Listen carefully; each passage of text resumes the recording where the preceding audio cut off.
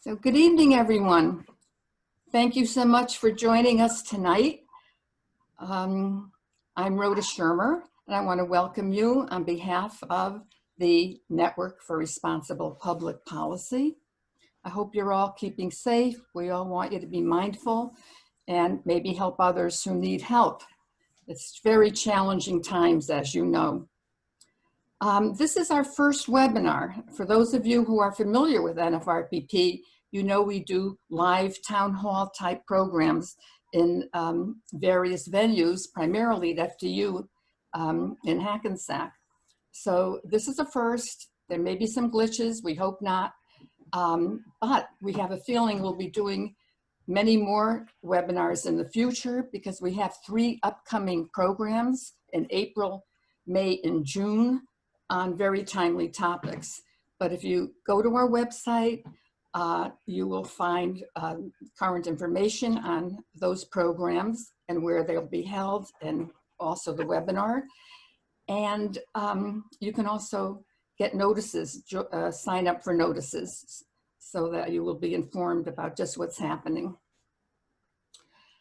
I want to give a shout out to 3 great organizations that are co-sponsoring this program tonight, and that is the League of Women Voters of Fair Lawn, the League of Women Voters of Northern Valley, and Women for Progress. I want to thank them very much for helping with this program tonight.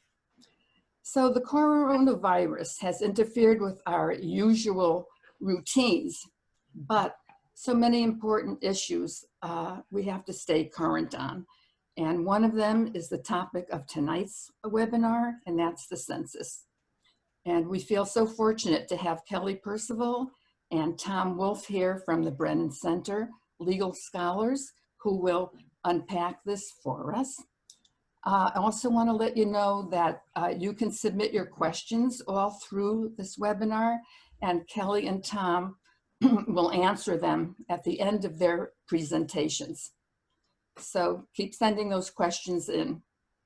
We're going to be ready to start.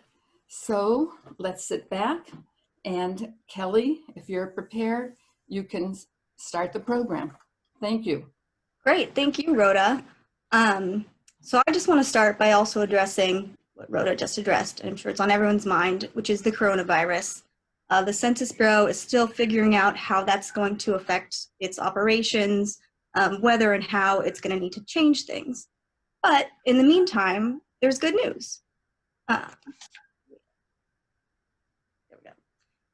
Which is, it's never been easier or more accessible to respond to the census on your own. You can go online, you can do it over the phone, and you can do it in the mail. I'm sure by now a lot of you have received this mailer from the Census Bureau asking you to respond, and that's something you can do right this very moment to ensure the health of the 2020 census while you're at home trying to figure out what to do with your time. This is a great activity. So I just wanted to put in a plug for that up at the beginning. There's no need to panic about the coronavirus's effects on the census quite yet.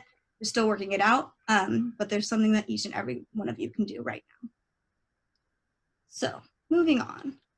Yeah, this is what the website looks like when you log in.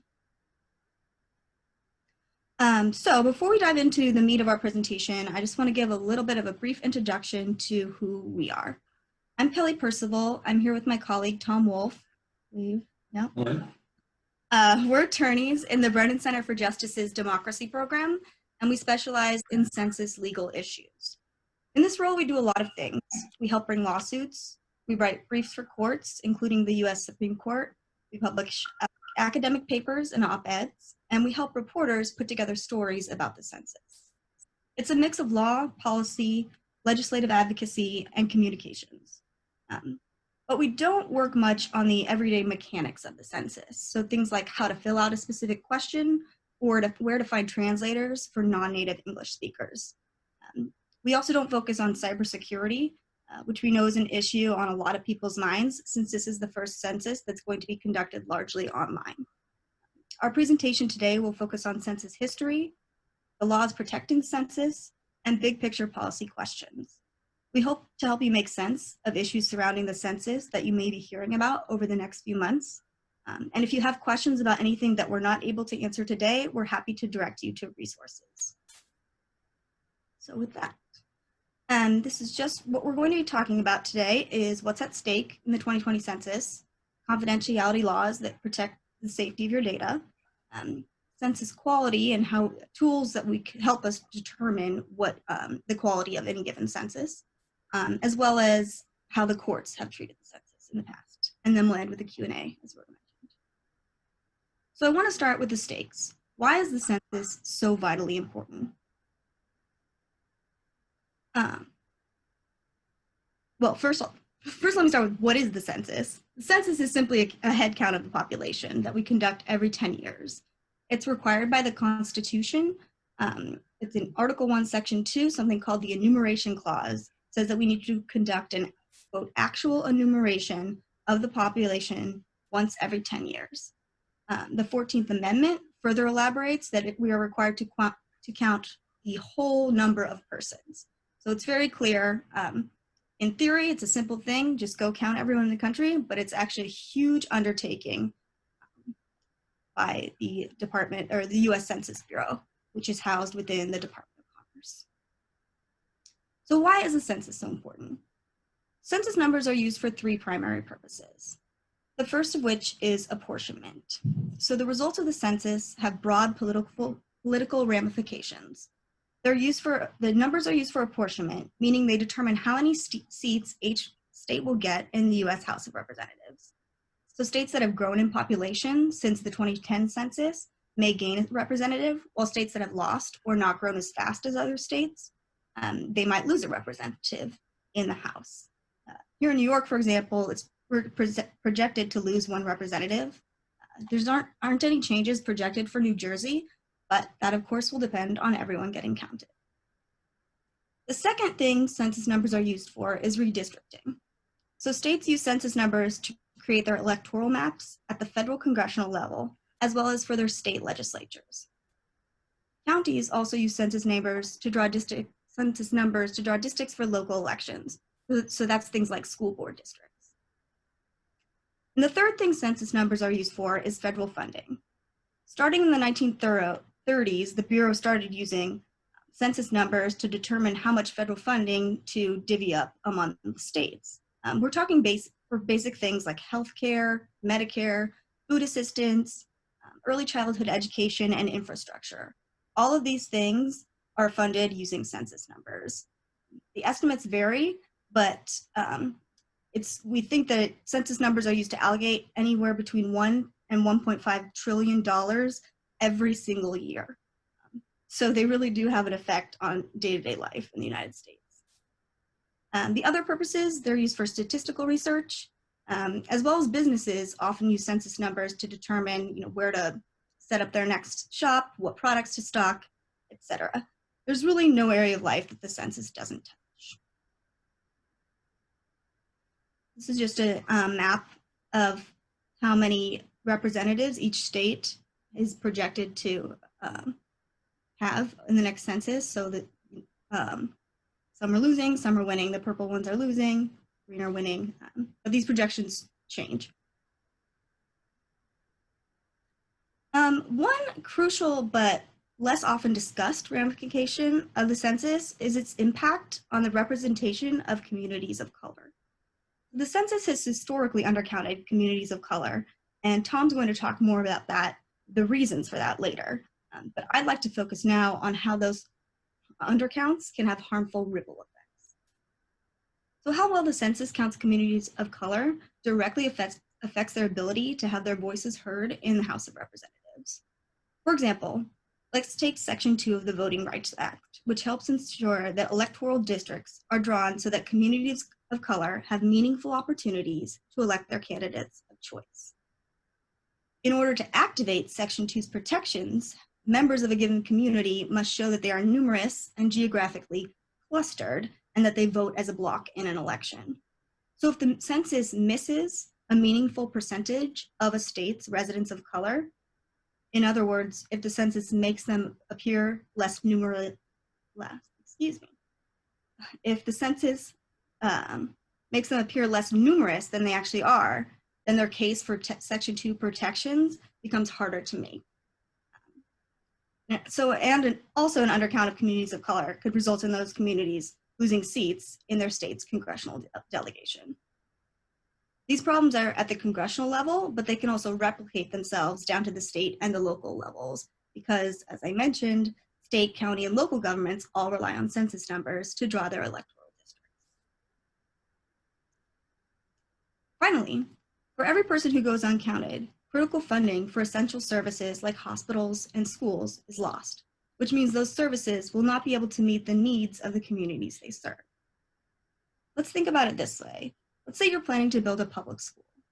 If the census counts 1,000 school children in a certain school district, but actually 1,500 children live in that district, then the school you design for 1,000 kids won't be big enough to serve all the kids who actually live in that district.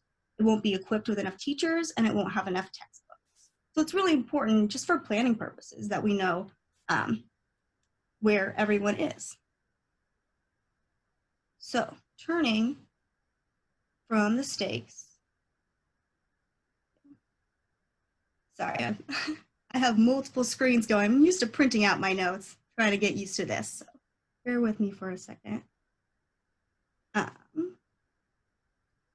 So now that we've seen just how high the stakes are and why counting everyone is essential to ensuring fair political representation and access to public services around the country, let's take a look at how the law is designed to ensure that the maximum number of people respond to the census.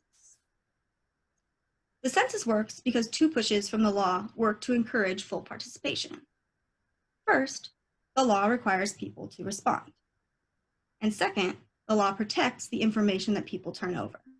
It's these two things working together that keep the census robust. So first, the law requires people to respond to the census. As I'm sure you've seen on these mailers, they put it big and bold in an attempt to try to get you to respond. So it's illegal to refuse or to neglect to provide answers. However, this is essentially never prosecuted, and there's been one case that was unsuccessful in 1972 to prosecute someone for failing to respond to the census. But other than that, it really isn't something that the Bureau uses as a tool. They don't want to scare people. The Census Bureau is full of career employees. They're not political appointees, and they really just want to get the census right. So they want to encourage participation and don't go around intimidating people with the threat of prosecution, because that would thwart their entire goal. And that brings me to the second point, confidentiality. So even though you're required by law to respond, a lot of people may not feel comfortable sending their information to the government without safeguards. In fact, we're seeing a huge amount of distrust in the federal government right now, and many folks have expressed concerns about whether their census data will remain confidential. This is particularly true in communities of color who are fearful that the Trump administration might try to use census data for things like immigration enforcement or other law enforcement. That's where confidentiality law can come into play to reassure people that it's completely safe to fill out the census.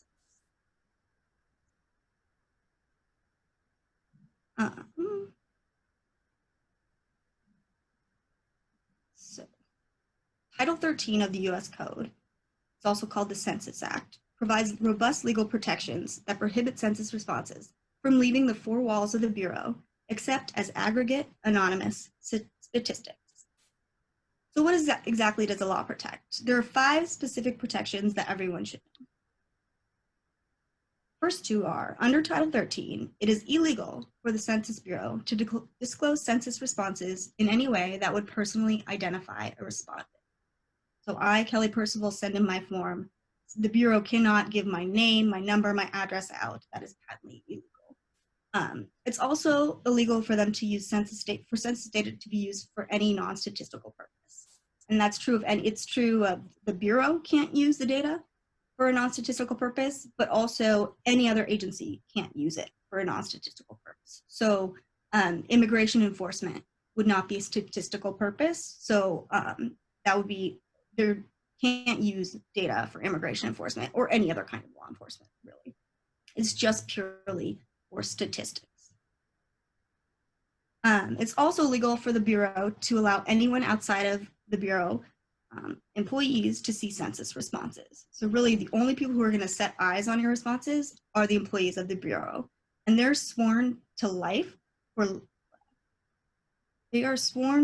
protect your data. And if they break that pledge, then they can go to prison for up to 5 years, and they can be fined $250,000. So it's really not, there's never leaks from the Bureau because it's not worth risking 5 years imprisonment. It's also illegal for the Census Bureau to disclose census responses to any other government agencies. So that means they can't turn any data over to ICE. Even if it were legal for ICE to use census data for immigration enforcement, which it is not, the Census Bureau is not allowed to give that information to ICE. So there's safeguards at multiple steps of the process that would prevent anything like that from happening. And then finally, it's illegal for census responses to be used in a way that would harm a census respondent. These prohibitions apply to any data that the Census Bureau collects.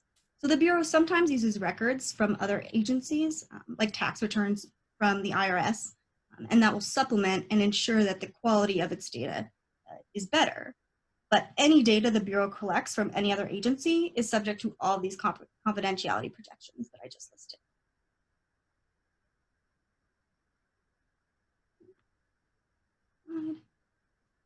So confidentiality has been a bedrock feature of the census for well over a century and a half. Even in 1850, before federal law actually required the data to be kept confidential, the Secretary of the Interior, who was then tasked with the census, decreed it official policy that individual census takers could not publicly reveal any information they collected. By 1929, Congress had expanded this constraint to a blanket ban on the Census Bureau sharing any data. That 1929 Census Act also included the prohibitions on the Bureau disclosing personally identifiable data, on using data for non-statistical purposes, and on using census data to harm census respondents.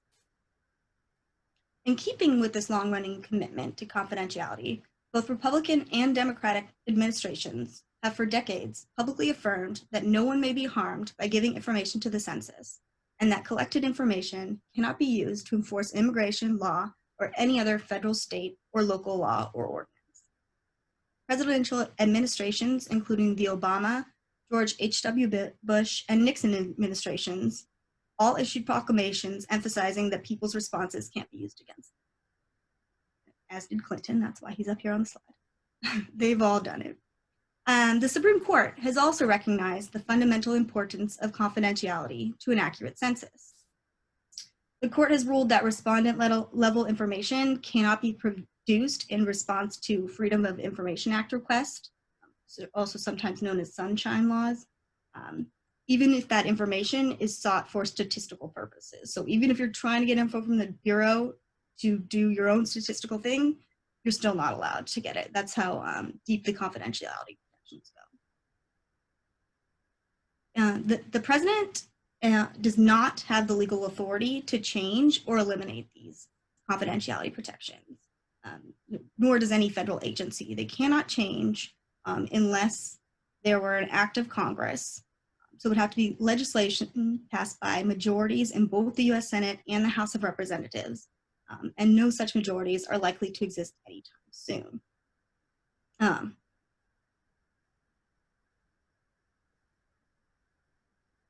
Slide. So Congress has strengthened census confidentiality protections in the wake of past abuses. One distinct but serious departure from these historical norms and protections took place during World War II, when the federal government used census data to intern Japanese Americans. During the war, the Census Bureau complied with the federal government's request to release census data that identified neighborhoods in 7 states where Japanese Americans were living. Now, that kind of census data use would be patently illegal today. The Bureau only shared the data during World War II because it was allowed to do so through the Second War Powers Act of 1942 that Congress had passed. Congress let that law expire 5 years later. They reaffirmed the confidentiality protections as part of the Census Act of 1954. And since then, it has only strengthened the safeguards for census data. For example, in 1962, Congress amended the Census Act to prevent census records from being used as evidence in any legal or administrative proceeding. And there have been 2 subsequent laws that have passed that just increase the protections for data. The Privacy Act of 1974 includes another prohibition on disclosing personally identifiable data. And then another law passed in 2002 that's known as CIPC includes a prohibition on non-statistical uses of data. So all of these has just gotten more robust over time. Now, at this point, you might be thinking, why does it matter? Sure, that's great, the laws are strong, but we might have some leaders willing to break the law. That's what you're thinking. I'm here to tell you, don't worry. We've thought of that too, and we have a plan. Many community leaders are working to promote census participation and to protect their communities from overreach. Meanwhile, scores of lawyers are mobilized to defend census data from any abuses. Attorneys have put a significant infrastructure in place to protect census confidentiality. Multiple hotlines have been established to permit census respondents and grassroots leaders to report any suspected confidentiality breaches, as well as any other issues they're having with the census. But if confidentiality problems arise, a network of attorneys has pledged to support any necessary legal action, including through litigation, and the Brennan Center has actually supplied the legal analysis for that litigation. So we can tell you here with a straight face, we're ready to go should any issues arise. So I think that brings me to the end of my confidentiality section. Now that I've convinced you that it's 100% safe to fill out the census and you're all going to go do it right at the end of this presentation, I'll turn it over to Tom to discuss the tools we can use to determine the quality of the 2020 census data.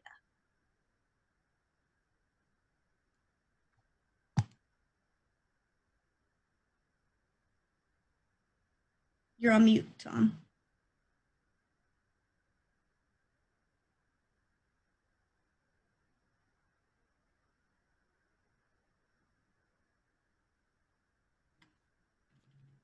All right, Kelly and I need to pass off our slide decks. So we're actually working on 2 separate but identical slide decks. As Kelly mentioned, I'm Tom Wolf. I lead the census project at the Brennan Center. The next topic we're going to talk about is census quality. And forgive me also, I'm from New Jersey. I speak with my hands. I'll try to keep them to myself over the course of the next few minutes. Also, excuse me if I'm kind of glancing a little bit to my left. As Kelly mentioned, we're kind of working off a bunch of screens. We don't have access to printers anymore, so I have a separate computer that I'm using to help me kind of work my way through the presentation. Even before the coronavirus hit, the census was facing a lot of potential complications. There were funding problems. The census was critically underfunded for most of the decade as a result of some of the politics around the sequester dating back to the beginning of the decade. Because the Bureau didn't have all the money that it needed at the time, it did, among other things, cancel a series of tests. So this census hasn't been vetted to the same extent that prior censuses had been. There are also worries about the technology that the Bureau is using this time around. This is the first census where the Bureau is attempting to get most of the people in America to respond online. So that immediately raised questions about the cybersecurity of the system they were creating. And also because of the bad experience the country had with the Obamacare rollout about almost 10 years ago at this point, there were concerns that the Census Bureau's website wasn't going to work when it opened up for business. Fortunately, that's been avoided. At this point, over 11 million households have responded online in the first week.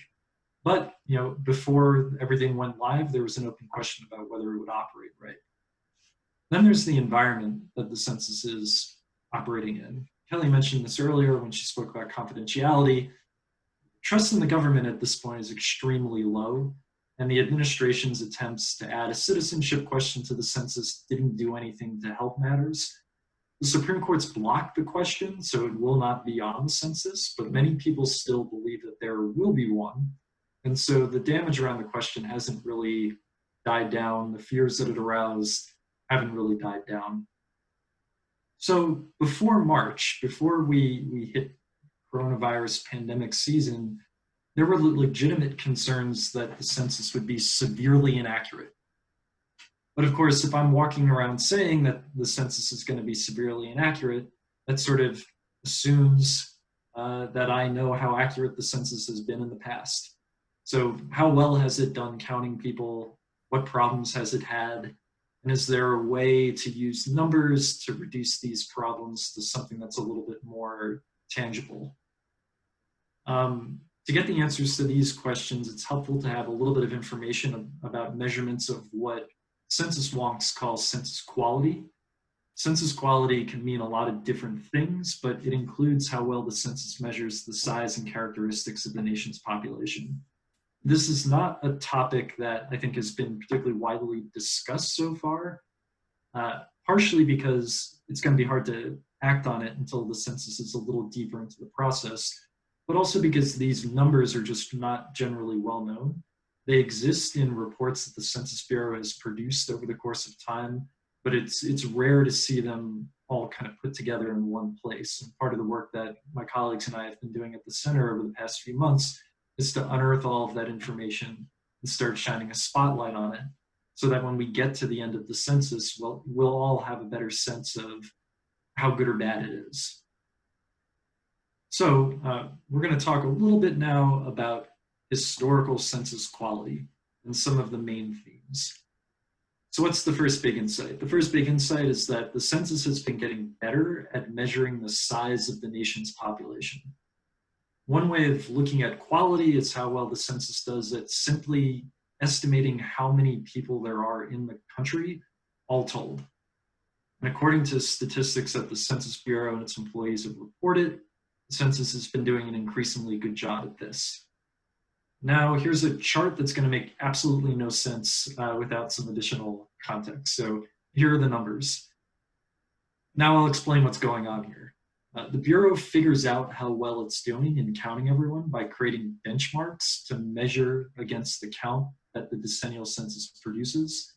It has two main methods for producing those benchmarks. One is called demographic analysis, or DA, as you'll see on the left. And one is called dual systems estimation using a post-enumeration survey, or PES. That's PES in the second row, all the way there on the left. All dual system estimation means is that you're comparing one survey to another. This chart shows comparisons between the census and each of the two benchmarks. It's essentially telling you how far off the census might have been from the true population count. The Bureau finds the differences between the final census count and each of the two benchmark estimates to assess accuracy, and the statistics that it produces are called net national undercounts or net national overcounts, depending on whether they suggest the census has undershot or overshot the total population. Net undercounts can be expressed as numbers of people, millions of people, or it can be expressed as percentages. This table is showing percentages over time. If a number is negative, that means that there was an undercount. If it's positive, it means there was an overcount. So we don't really need to parse these numbers at any particular level of complexity. They suggest that the national undercount rate over the course of time, moving from 1940 in the past to, I guess we're covered up here, 2000 and 2010 on the right, have been approaching or hovering around zero.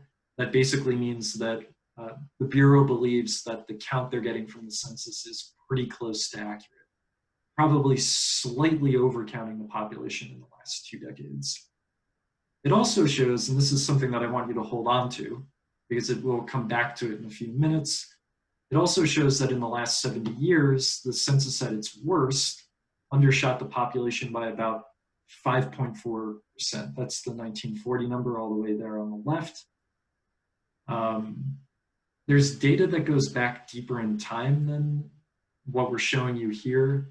But the 1940, 1950 era is a good place to look because it's right around there that the census started resembling the census that we have now, which is like a relatively short form where the Bureau gathers most of the other information that it wants to know about people through other surveys such as the American Community Survey. So the kind of modern era of the census is more or less represented in this chart.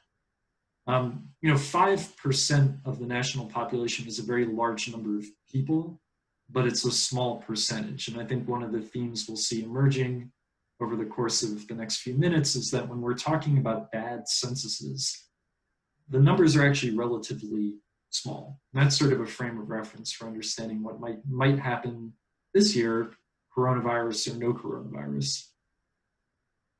All right, so if the census has been getting better at estimating the total population, it does have some problems. Historically, the census has not counted all groups equally accurately. So while the national numbers may be getting more accurate, when you start breaking those numbers down and looking at specific communities of people, the census has not been doing as well. For example, it's no secret that the census has long struggled to count communities of color, especially Black and Latino communities, as accurately as it counts others. This problem doesn't always appear in these national statistics that we showed you before, because those only measure the nation as a whole. And under those metrics, just for example, a white person with 2 residences in New York, whom the Bureau inadvertently counts twice, could, quote unquote, in a statistical sense, offset a Black person with 1 residence in Alabama, whom the Bureau does not count at all. Because at a national level, it's 2 people, one way or the other.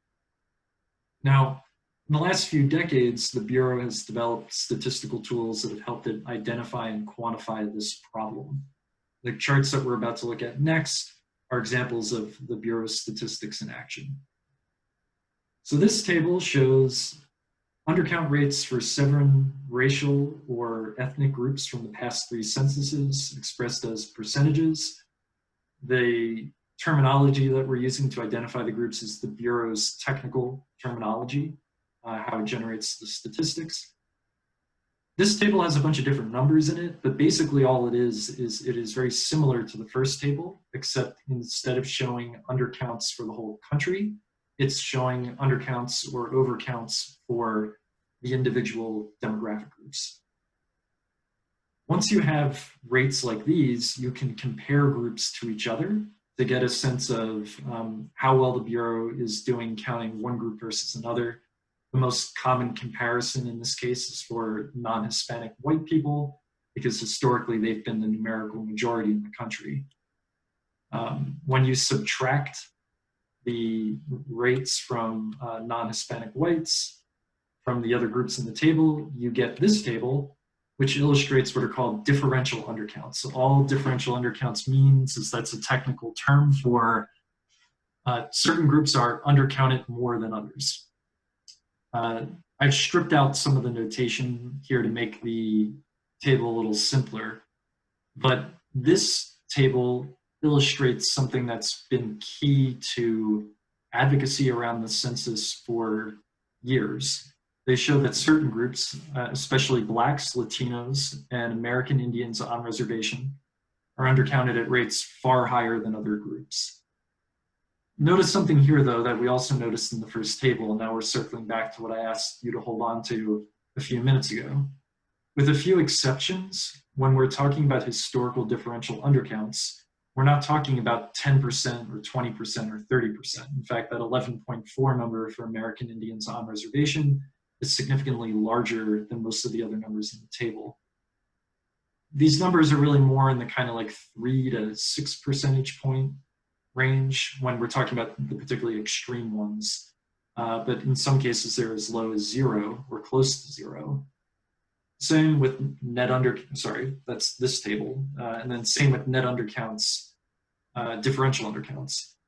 5% is a lot of people as a practical matter, but as a percentage, it's relatively small. So when we're talking about a census having significant problems counting people, we're not talking about 50% of a given group of people being missed. We're talking about 5% or 6%. For half of a group of people in the country, or even 20% of a group of people in the country to go uncounted is rare. So when you start thinking about this year's census, you should have the basic idea that if the census is historically bad, we're talking about undercounting the whole population or subsets of the population by more than 5 or 6%. Okay, so these statistics that I've just shown you are all designed to help figure out when the Bureau has been undercounting some people at higher rates than others. But even those statistics can hide the fact that sometimes the Bureau just straight up misses people. There's a certain amount of statistical complexity in this that's probably really not worth going into, particularly at 8:10 on a Thursday night. But basically, these statistics combine a couple of different groups of people. They include people who are wrongly counted, so say people who were counted twice when they should have only been counted once. And it also includes people who are basically, the Bureau guesses exist using statistics. So if they assume that your housing unit has people in it and they're not able to get a form from you or get the information at the door, they may look at other records to see, oh, there's a family of 3 that lives in that apartment, and they basically create them using statistics. When you add those kind of extra people into the mix, you can cover up the fact that sometimes the Bureau just straight up misses people. A really concrete example of this problem, which is known technically as omissions, is 2010. So in 2010, the census had a net national overcount of 0.01%. Very small. That's, so statistically speaking, not different from 0. And it caused the Census Bureau to declare 2010 outstanding. Yet the Bureau's statistics also suggest that the 2010 census effectively failed to count 5.3% of the population, which is 16 million people. And when you have these omissions clustering around a particular group of people or in a particular area, that's when you run the risk then of having these undercounts that we've been speaking about. And it also, you run the risk that even if people get counted, we don't get all their characteristics right, things like their age in particular. Also, just as a practical matter, not talking about statistics here, but just having a system that works in a way to make sure that everyone is represented. If you start seeing omissions, it means that the Bureau is not sufficiently equipped to do that. Kelly spoke at the top of the hour about many of the practical uses of the census. Another big thing that the census does is it just helps people be recognized as existing, like people truly in a concrete way are being counted. If your community can't be counted, you don't just lose out on political representation and funding. You, in a very real sense, you are not visible in the country. And the clearest, most severe form of that problem is being completely omitted from the count. So when we see large numbers of omissions, we really have to start to ask ourselves, is the Bureau doing everything in its power to make sure that everyone gets counted, regardless of their age, regardless of their race, regardless of their geographic location? Problems of omissions suggest that the Bureau still has a lot of work to do. All right, so I'm about to wrap up here. We're kind of now moving into what's very soon going to be becoming, if not front page news. It might have been front page news a month ago. Now it'll probably be third page news. But this is all, well, what's going on with the 2020 census? All of the stuff that I've talked about so far, these data sets that the Bureau has produced, they're not going to, the 2020 version of those data sets are not going to be coming out for a while. One method, the demographic analysis method, those numbers won't be available until December this year. The other more complex method won't be available until June 2021. So they're not going to be a lot of use to us in figuring out how good the census is at the time when it most matters, which is right around the time that the numbers are going to be announced. But there might be some early indicators of how good the census is ultimately going to be. Over the course of the spring, starting tomorrow, actually, the Census Bureau will publicize an indicator of the census's progress. It's called the self-response rate. And all that means is it's the share of all housing units in the Bureau's address list that responded to the census online with a paper form or over the phone. Very crucially, this statistic does not track the number of people in the country who have responded. It tracks the number of housing units that have responded. Why is that? The Bureau is basically has a giant mailing list, and it uses that mailing list to send reminders to people to participate. And then if they don't participate, to go find them at the door to get the information they need from them. So the Bureau is basically checking through its mailing list to see who's responded. If it measured people, then there would be no need to do the census, because the only way that you know the percentage of people who have responded is if you know how many people there already are. If we already knew who they were and where they are, we wouldn't need to do the census. So when these numbers start coming out, they will be telling you how many housing units have responded, not necessarily how many people. The Bureau released a press statement yesterday saying that thus far 11 million households have already responded to the census. So, you know, if you were to assume that every household has 3 people in it, which might not be a safe assumption, you could say there are 33 million people have been counted. It might be 22 million, or it might be 44 million. We don't really know yet, but we will know how many housing units have responded. Why do we care about self-response?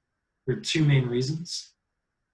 Advocates whose jobs they are to go out and make sure that people get counted. These are organizations like civil rights groups, immigrant rights groups, good government groups, all of whom that the Brennan Center helps with their legal issues. They're out in the communities trying to make sure everyone gets counted. When they start getting the numbers back, which will allow them to look all the way down to the census tract level, they'll be able to say, oh, that neighborhood looks like it's not responding high enough. Let's direct resources that way. Let's ask the Census Bureau to direct more advertising that way.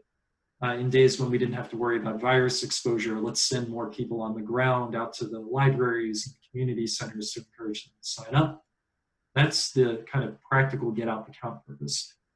For people like us, you know, the kind of numbers wonks and the legal people, the reason we really care about these numbers is because there's some relationship between lower self-response rates and ultimate census quality. So basically, areas that have lower self-response rates tend to have higher rates of all the problems we've just talked about, higher rates of omissions, being left out completely, erroneous enumerations, which means people getting counted who shouldn't be, and net undercount.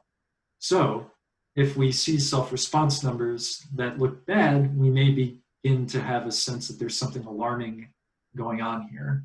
And all of those numbers will be in by the end of April, so we'll have a very good sense of where the census stands right around the beginning of May. One other word of caution, because the Bureau is going to be talking about these numbers a lot starting tomorrow. You should be careful with how you use the rates. So the Bureau is going to be updating this information on a daily basis, but it's not providing a benchmark on a daily basis. So we can't compare, for instance, Bergen County in the first week of census taking in 2010 and Bergen County in the first week this year. We'll only be able to compare the final rates to the final rates. So if you see the numbers initially and they look very low, just keep in mind that they will likely increase over the course of time. And what we're really waiting for is to see how everything cashes out by April 30th. So with that, we are going to pass our PowerPoint back over to Kelly and talk a little bit now about the courts. And I'll stop sharing my screen.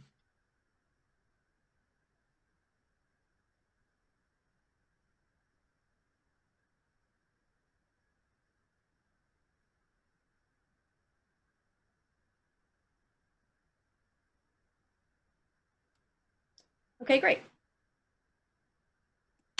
So we just wanted to talk a little bit about how the federal courts have stepped in the past to help protect the census.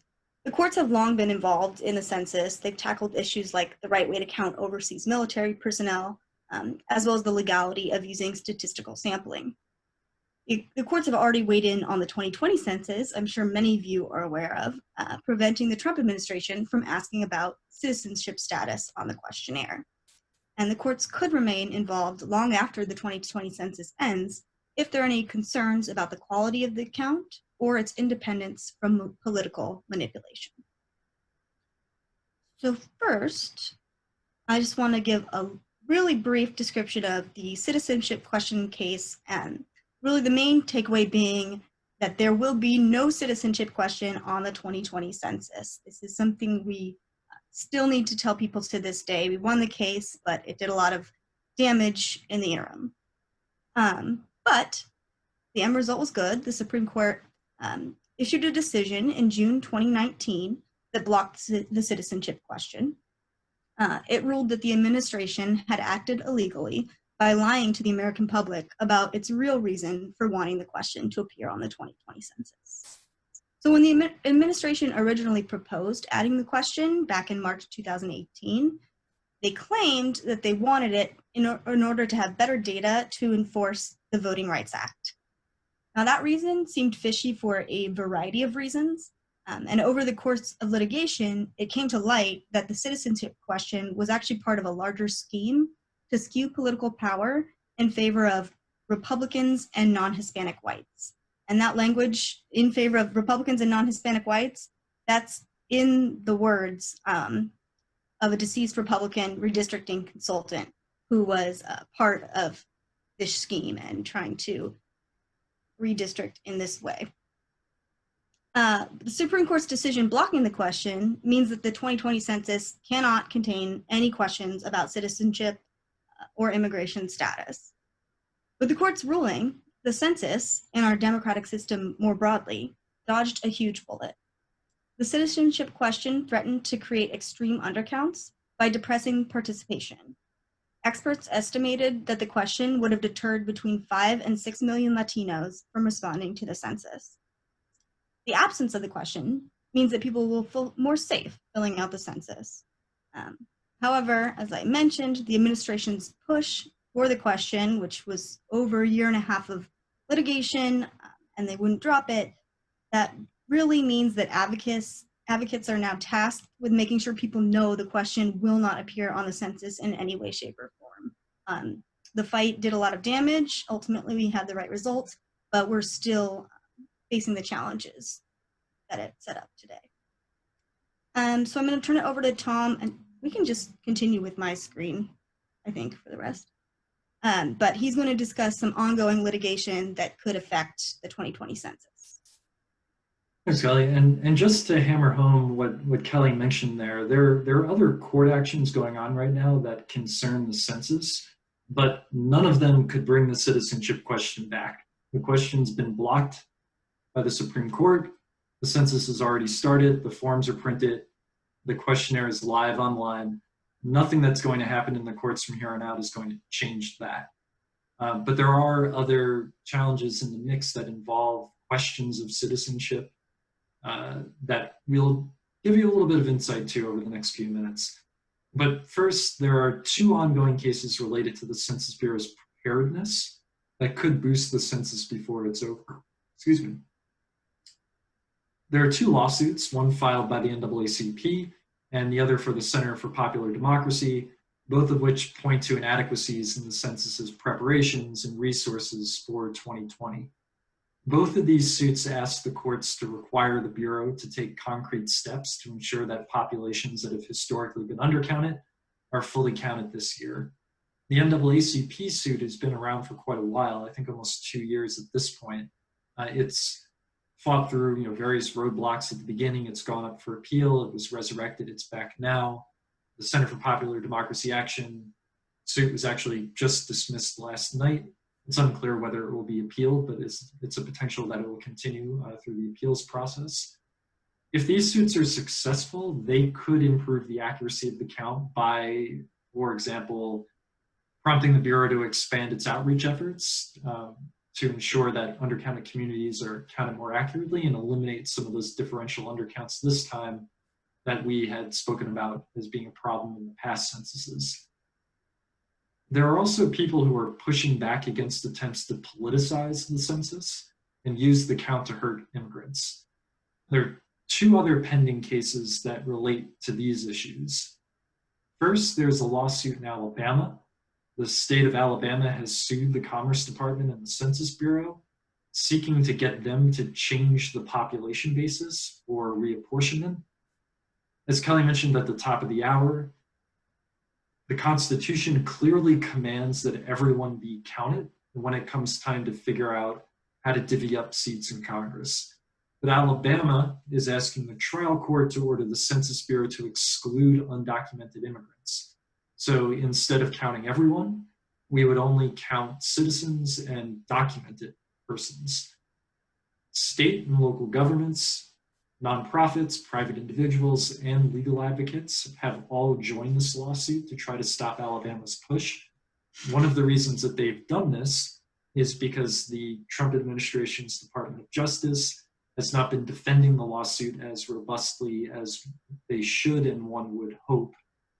Although it's probably not too hard to figure out why they're not putting up much of a fight, because cutting undocumented people out of the count is sort of working hand in hand with the citizenship question scheme that the courts booted last summer.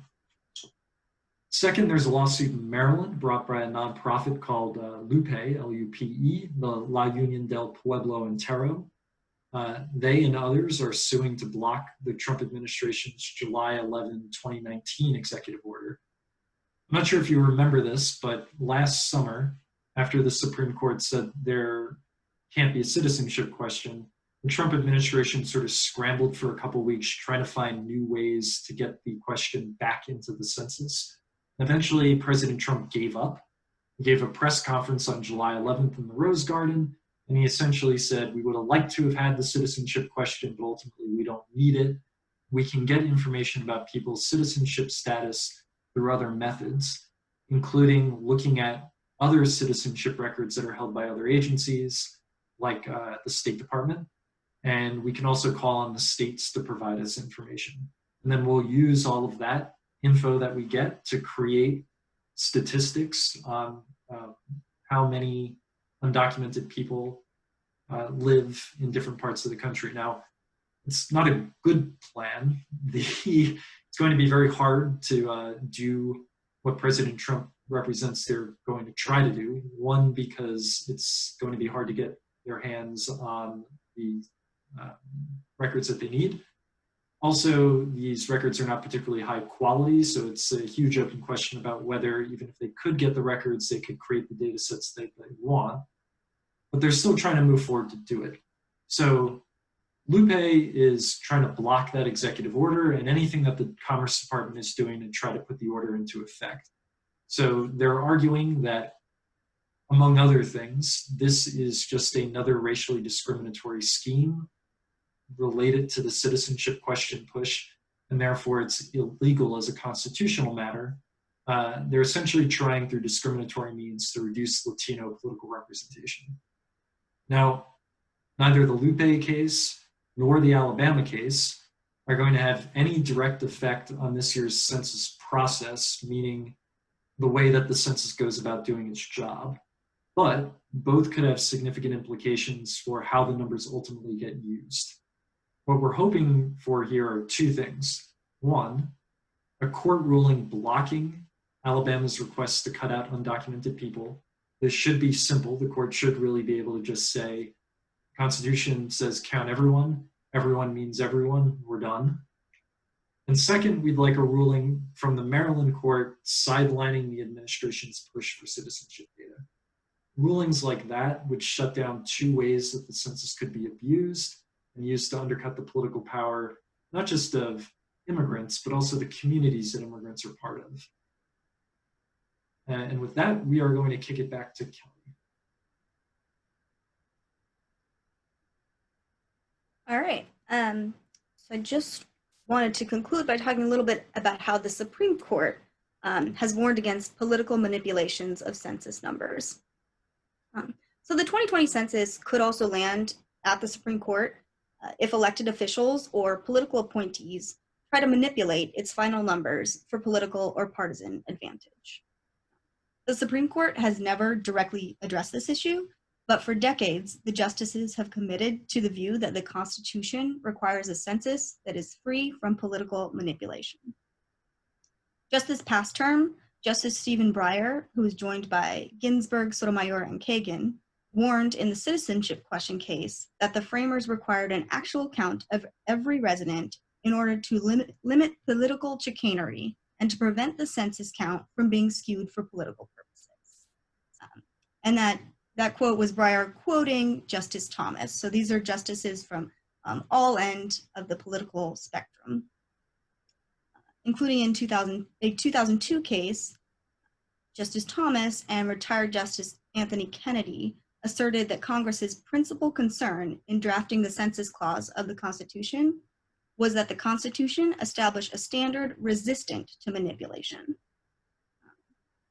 Concern about partisan manipulation of the census was also a major theme of deceased Justice Antonin Scalia's 1999 argument against permitting the Census Bureau to use statistical sampling for the decennial headcount, and that his position was joined by Thomas Kennedy and former Chief Justice William Rehnquist.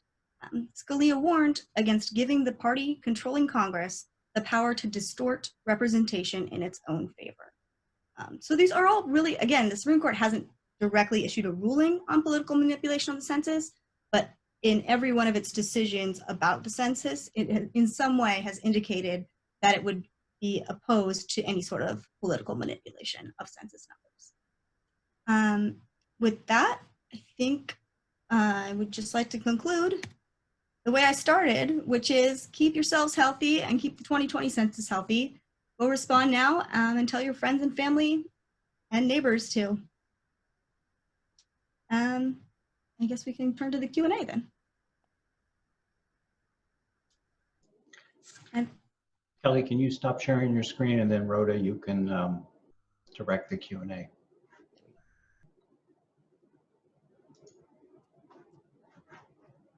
Hold on, Rhoda, I gotta unmute you.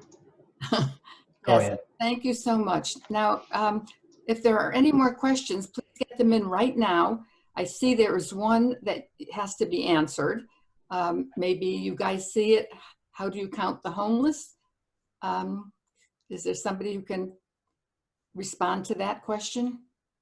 I can respond in a pre-corona world. I'm not certain about what their plans are right now. I know that that's a huge issue for the Bureau because that's one of the things they do earlier in the process. Normally, that starts at the end of March. So that's something that they're figuring out what they're going to do this time around. But normally, they count the homeless over a course of 3 days. The first day they go to homeless shelters and count shelters.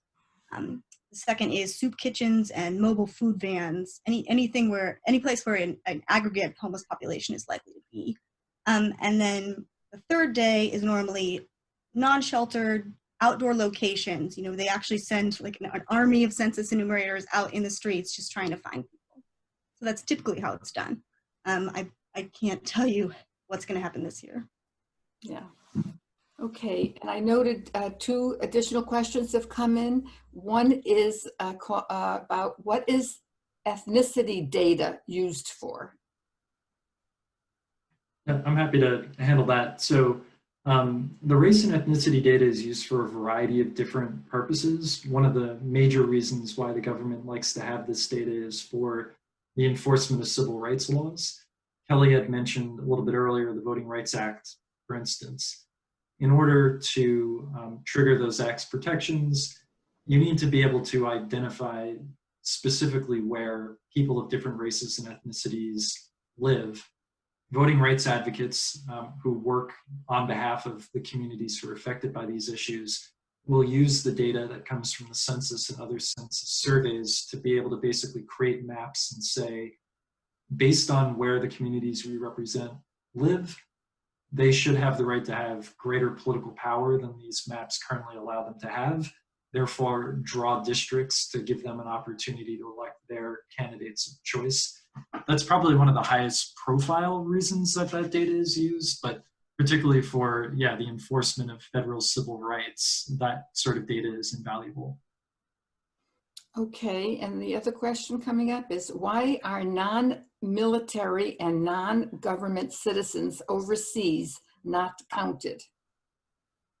That is kind of a weird wrinkle in the census. So what the census is ultimately trying to do is determine on April 1 every year, every 10 years, like basically let's take a snapshot of the country at that time. We want to make sure that we're counting people where they live and sleep most of the time. So if you are, say, normally an American resident or you're an American citizen and you are living in Paris all year, you are not living and sleeping in the United States, and so you are not counted. There are overseas military personnel who are counted. They're counted and then sort of reallocated back to their states. And how the Bureau exactly does that ended up becoming the basis of a major lawsuit a couple decades ago.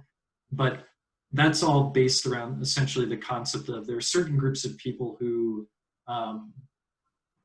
basically like would be in the country but for their government service, and therefore they should be counted where they would otherwise have been, where there are other people who effectively are not living in the country, and it's not sort of against, it's not contrary to what they would otherwise be doing. I realize reality is a little bit more complicated than that, but this is sort of one of those conceptual shorthands that the Bureau uses to try to simplify the process a little bit. Okay. I think that's it for questions. So if there's any more, get them in real fast because you only have a few more minutes. Okay. There's a few more. You can scroll down. Okay. Given the corona situation being much more prevalent in blue urban areas, how that this be prevented from being weaponized by the administration, especially given the cover of less attention being paid because of the virus. Did that come across to you? Yes. Okay, so Tom, you're going to do it? Yeah. There's ultimately huge questions about how the coronavirus is ultimately going to play out. There is planning that is beginning around this, but at this juncture, without really seeing how this crisis is going to develop concretely, it's a little bit hard to guess exactly what's going to be done. There are already, as you probably guessed from our presentation at the end, steps being taken to make sure that the legal case about any kind of manipulation is out of bounds. But in the interim, the focus is really on the theme that Kelly hit at the top of the presentation and at the end of the presentation. The census, for various reasons, the coronavirus being one of them, but also the hurricane damage that's lasting in Puerto Rico, any number of things that could happen between now and the end of the census, is going to face a lot of challenges, and some of them are sort of worst case scenario type things. The only thing that we really have control over right now is self-responding now. The rate of self-response is the single largest determinant of how complex the census ultimately ends up being, and also how labor intensive and expensive it is. So as like a concrete example, the Bureau is counting on 60.5% of all households responding in the self-response period. If that happens, the Bureau thinks that they'll need 320,000 enumerators. If that number slips about 5.5% to 55%, the Bureau is going to have to hire at least 500,000 people. So right now, what we're really focused on, particularly over the next month, is making sure that everyone who can possibly respond, whether it's on the internet, the phone, or the mail, does it, so that when we hit the summer, the number of people who have to be counted decreases and the Bureau can focus their attention on the people who are going to need their help most. Okay, so then a question. Can I add one more point to that? Sure. A potential bright light in this doomsday we're all living in. But a lot of those jurisdictions, like New York City in particular and California, pumped a lot of state funding into getting the message out about how important the census is. So their efforts up front could have really helped in this situation, because hopefully more people just know about the census. They put a ton into advertising efforts about it. So that could all end up being really, really important right now, because people are sitting at home watching TV. There's an ad about the census. Go fill it out. I just say that those jurisdictions that are at risk right now have also been putting a lot of effort of their own into it. Okay. So there's a question here. It says, it's referring to the previous question. It said, to be specific, I'm asking about ethnicity and not race. NPR has said that it asked the Bureau about the whiteness text box, but did not receive an answer. And in Ridgewood, we are getting questions about why ethnicity in particular matters.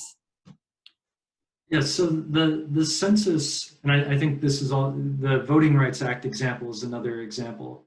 It doesn't just protect racial groups, it protects ethnic groups as well. Layered onto that is the fact that the Bureau has never actually been able to figure out exactly how to ask people about race and ethnicity, because the concept of identity is relatively complex. Right now, the census form is set up in a way that you have to answer questions about your Hispanic or Latino identity to the extent that you have one, which is considered an ethnicity question. And then there's a separate question that asks about race. The Obama administration had undertaken a lot of survey evaluations to consider combining the two into one thing, thinking that it more accurately represents the way people conceive of their own self-identity. Despite studying that for years and developing a warrant to do that, the Trump administration scrapped that, which was remarkable because they pushed the citizenship question onto the form with only about 3 months of what didn't even qualify as study. So the Bureau is collecting some things that it calls race data and other things that it refers to as ethnicity data, but in all instances, it's meant to develop a firmer sense of how people in the country actually understand and identify themselves. It's kind of shackled a little bit in slightly older statistical ways of thinking about the problem or putting it to people on the form, but perhaps under a different administration, the questions would have looked a little different. Okay, let me see. What's here? Oh, can you elaborate on what you said earlier about the Census Bureau being underfunded or perhaps in chaos? What has this resulted in? Less analysis? Yes. So the census, now I don't have the statistics exactly at my fingertips, but the census in 2010 cost, just for the sake of argument here, about $12 billion. That was conducted in 2010. Obviously, we know that earlier in that, or over the course of the early years of that decade, there were a lot of fights going on at the federal government level about government spending. And so as part of the back and forth about balancing the budget and sequester, it was determined by Congress that the Census Bureau could not spend any more money on the 2020 census than it did on the 2010 census, and there wouldn't even be an adjustment for inflation. So despite the fact that we knew that the country's population was getting bigger, and it was also getting harder to get people to respond to surveys, the Bureau wasn't going to have any additional money beyond what it got for 2010. The second layer of that, though, is that Congress then didn't even fund the Bureau up to that inadequate level, so it was sort of inadequate 2 times over. The Bureau, the census is like a very complex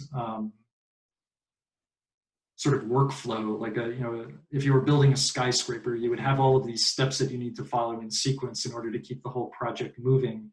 And certain things, if you skip them, you can't really go back to fill them in, either because you won't have enough time or because what you'll learn from it, you won't have enough time to reincorporate, or it will just be irrelevant. So one really concrete way that it played out was the Bureau had planned to do 3 early tests of the census using the online platform.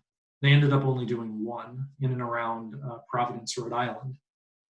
And so the Bureau just didn't have the same level of data that it normally has, pre-test data that it has before kind of tweaking the census in the last few years to get it ready to go. And then, the citizenship question was another instance of chaos where you had political appointees who were effectively trying to hijack the social scientific process for running the census. I think one thing that I really like to emphasize with everyone when we're talking about the census, and this comes from my experience visiting the Census Bureau and interacting with their employees, and then also through the relationships that we at the center have with groups that sit at the table in consulting capacities in a variety of forms, and have worked with Census Bureau officials for years, retired folks from the Bureau that we know, like former directors and former communications and statistical people, is The Census Bureau is full of tens of thousands of people who take their job very seriously. And by all indications, they're trying to make this census as successful as possible.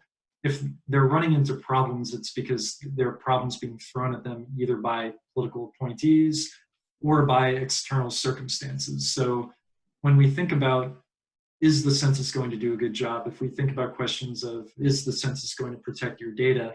We're normally operating from the standpoint of, we trust the people who are the longtime civil servants because all they want to do is use their linguistic knowledge and their statistical knowledge and their project management knowledge to make the count as good as possible. So I wouldn't say that the Bureau is in chaos, but they are definitely under duress, either from political factors like funding or the citizenship question, or external factors like the hurricane in Puerto Rico and now the coronavirus. Okay, and the next question is, please talk about the prison population in many states whose count as prisoners brings resources.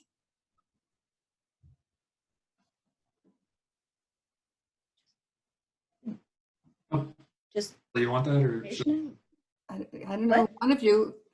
just talk about so it's called prison gerrymandering. So most states, not all, it's a state decision, I'll start by saying, but most states will count the population of their prisoners as residents in the location where the prison is located. So even though you're only there for a temporary amount of time, you're counted as a resident of that county for purposes of redistricting. Is that what the question is trying to get at? You want me to read it to you again? Well, it just says discuss. Anyway, that's something that again is a state level decision. We call it prison gerrymandering, and there are advocates who are working to change that state by state to get states to actually count prisoners at their last known home address before they went into prison. Okay. Purposes of What is the Brennan Center's confidence of confidentiality and rule of law? confidence. Confident must be your confidence level Um, in the confidentiality. I guess I can interpret that as confidence in the strength of the law or the confidence that the law will be followed. And I would say for the former, the strength of the law, we're very, very confident. These laws, there's no wiggle room in them, really. Like if any of this data is released, it's patently illegal. So that we're very confident in. Second issue of will these laws be followed?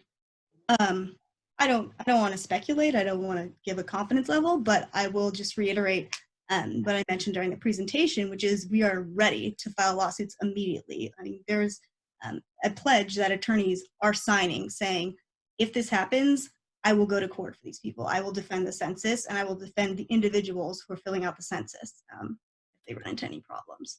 So on both of those, I would say we're very confident that we have a system in place to make sure nothing will go wrong.